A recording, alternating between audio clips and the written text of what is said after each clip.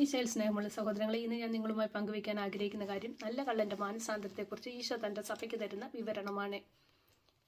ഇൽ പോയമാ ഡെ ലോമോഡിയോ, അതായത് ദൈവ മനുഷ്യൻ്റെ സ്നേഹഗീത എന്ന പുസ്തകങ്ങളിലൂടെ.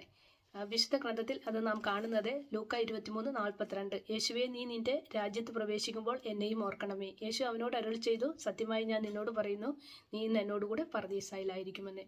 ഈ നല്ല കള്ളൻ്റെ മാനസാന്തരം എങ്ങനെയായിരുന്നു ഈശോ നമ്മെ പഠിപ്പിക്കുന്നു. ഈ മാനസാന്തരം, അവൻ്റെ മാനസാന്തരം ഇന്ന് സഭയിൽ അകത്തും പുറത്തും പലരും തെറ്റായിട്ട് പഠിപ്പിക്കുന്നതായി കാണുന്നു. നല്ല കള്ളൻ്റെ മാനസാന്തരം ഒരു നിമിഷമായിരുന്നുവെന്നും, കൂടാതെ അപ്പോക്രിഫൽ പുസ്തകങ്ങളിൽ നിന്നും മറ്റു പല പുസ്തകങ്ങളിൽ നിന്നും പല തെറ്റുകളും പഠിപ്പിക്കുന്നതായി കേൾക്കുന്നു.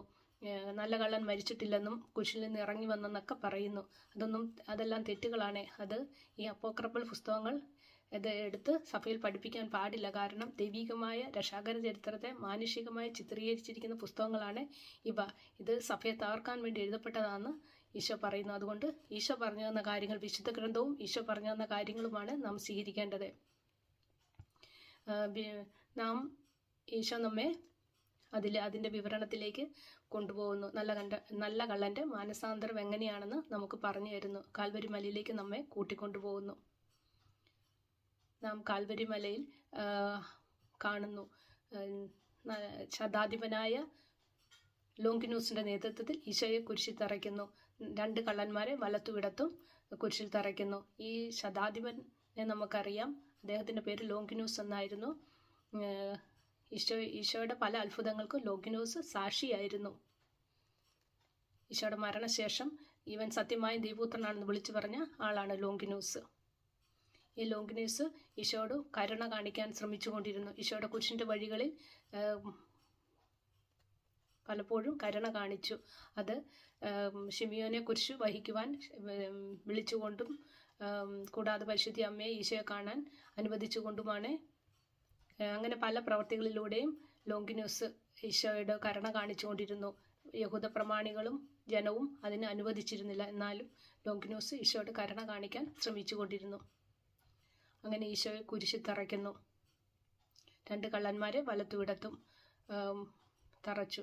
അതികഠിനമായ ചൂട്. ലോങ്കിനൂസ് എല്ലാം നിരീക്ഷിച്ചുകൊണ്ട്, ജനത്തെയും ഈശോയെ നിരീക്ഷിച്ചുകൊണ്ട് കുരിശിൻ്റെ താഴെ നിൽക്കുന്നു.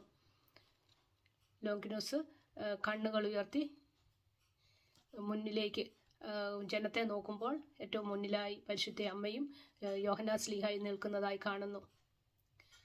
ദുഃഖപൂർണമായ കണ്ണുകളോടെ, മിഴികളോടെ കുരിശിൽ നോക്കി, ഈശോയെ നോക്കി കരയുന്ന പരിശുദ്ധ അമ്മയെ കാണുന്നു. ആ അമ്മയെ ഇപ്പോൾ ലോങ്കിനൂസ് ഈശോയുടെ തിരുവസ്ത്രങ്ങൾ കുറിയിടുന്ന ഒരു പടയാളിയെ വിളിച്ചിട്ട് പറയുന്നു, ആ അമ്മയ്ക്കും മകനും, അമ്മയുടെ കൂടെ നിൽക്കുന്ന മകനും മുന്നോട്ട് കുരിശിൻ്റെ താഴേക്ക് വരാം, വേണമെങ്കിൽ താഴേക്ക് വരാമെന്ന് പറയുന്നു. നീ പോയി അവരെ സഹായിക്കുക എന്ന് പറഞ്ഞ് പടയാളിയെ വിടുന്നു. പടയാളി പോയി പരിശുദ്ധ അമ്മയും യോഹന്നാൻ സ്ലീഹായും മുന്നിലേക്ക് കൂട്ടിക്കൊണ്ടുവരുന്നു.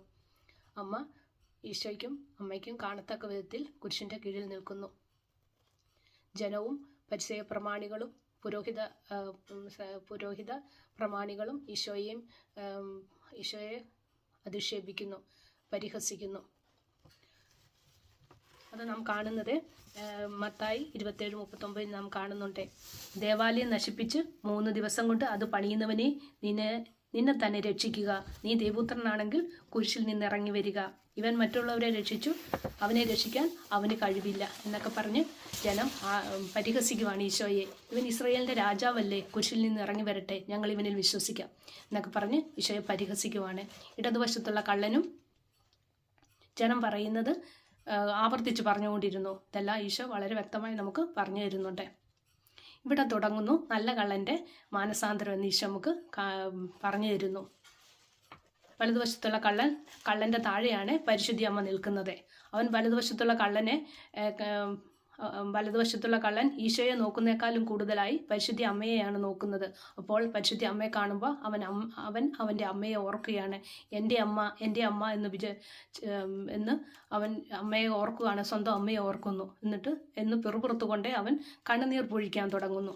അവൻ്റെ മാനസാന്തരം ഇവിടെ തുടങ്ങുകയാണ്. വലതുവശത്തുള്ള കള്ളൻ്റെ അവൻ വലതുവശത്തുള്ള കള്ളൻ, അവൻ്റെ പേരാണ് ഡിസ്മാസ് എന്നായിരുന്നു. ആ ഡിസ്മാസ് ഇടതുവശത്തുള്ള കള്ളനോട് ഇങ്ങനെ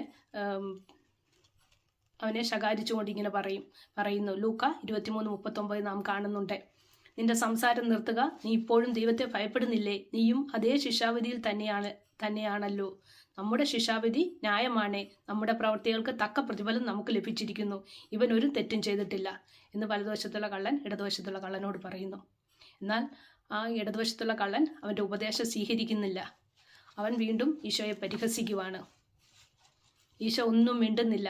അതികഠിനമായ വേദന, കുരിശിൽ കിടക്കുകയാണ്, വേദന കൊണ്ട് പുളയുകയാണ്, മരണത്തോട് അടുക്കുകയാണ് ഈശോയ്ക്ക് ശ്വാസമെടുക്കാനും പ്രയാസമുണ്ട്. അതെല്ലാം വളരെ ദീർഘിപ്പിച്ച് വിവരിച്ച് ഈശോ ഇതിൽ പറഞ്ഞു തരുന്നുണ്ട് നമുക്ക്. ഈശോയുടെ വേദനകളും മാനവകുലത്തിന് വേണ്ടി ഈശോ സഹിച്ച വേദനകൾ മുഴുവൻ പറഞ്ഞ് കാണിച്ചു തരുന്നുണ്ട് നമുക്ക്.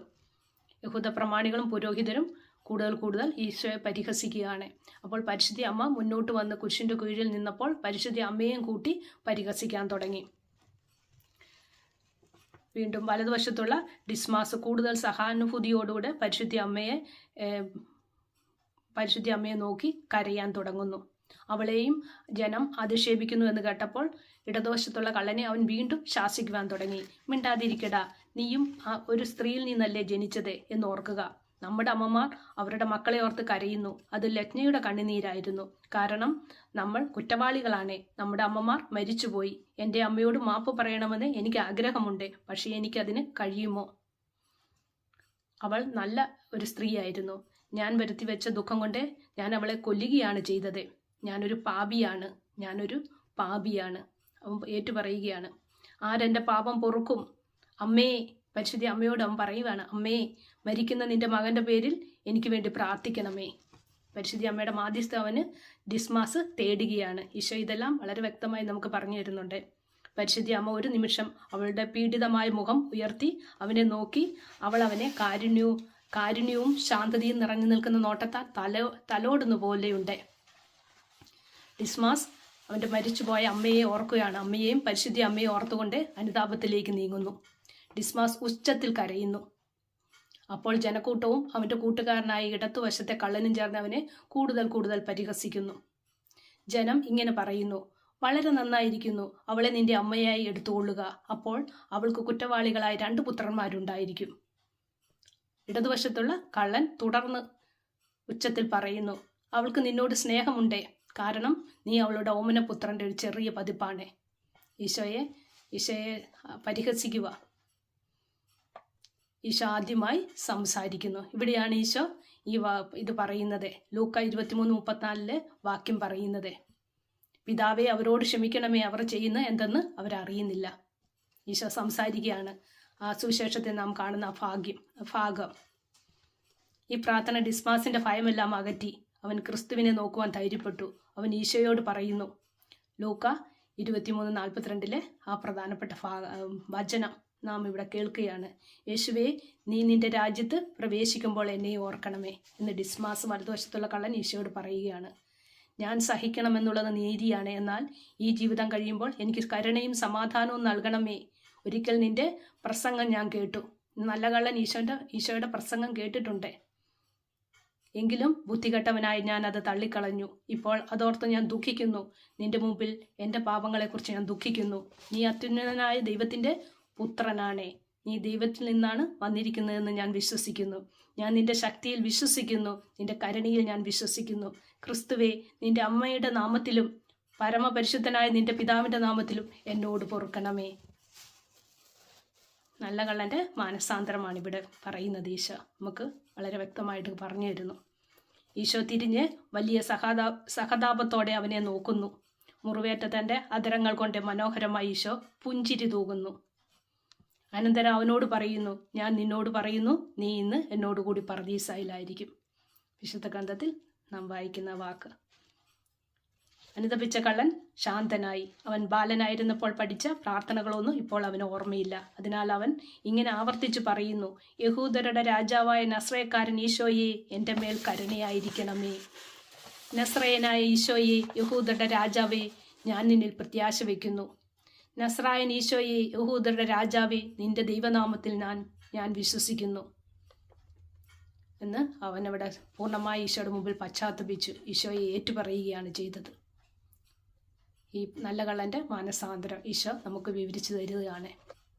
തുടർന്ന് ആ ഇടതുവശത്തുള്ള കള്ളൻ വീണ്ടും ഇത് പരിഹസിക്കുവാണ്, ഈശോയെ പരിഹസിക്കുവാണ്. പിന്നെ തുടർന്ന് കുരിശിൽ കാൽവരി മലയിൽ നടക്കുന്നത് ഈശോ പരിശുദ്ധ അമ്മയ്ക്ക് യോഹന്നാൻ സ്ലീഹായെ അമ്മയായി കൊടുക്കുന്നു. യോഹന്നാൻ സ്ലീഹായെ പരിശുദ്ധ അമ്മയ്ക്ക് മകനായി കൊടുക്കുന്നു. യോഹന്നാൻ സ്ലീഹ സഭയുടെ പ്രതീകമാണ്. സഭയ്ക്കാണ് പരിശുദ്ധ അമ്മയെ നമുക്കാണ് അമ്മയായി തന്നത്.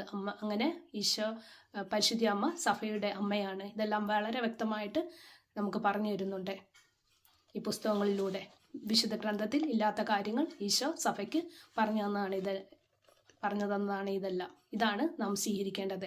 അല്ലാതെ അപ്പോക്രിഫൽ പുസ്തകങ്ങളിലുള്ള തെറ്റുകളല്ല സ്വീകരിക്കേണ്ടതെന്ന് ഈശോ നമുക്ക് പറഞ്ഞു തരുന്നു. അതുകൊണ്ട് നാം ഇതെല്ലാം സ്വീകരിച്ച് ഡിസ്മാസിനെ പോലെ വിശുദ്ധനായി തീരാൻ നമുക്ക് ശ്രമിക്കാം. Thank you. Praise the Lord. Ave Maria. Thank you.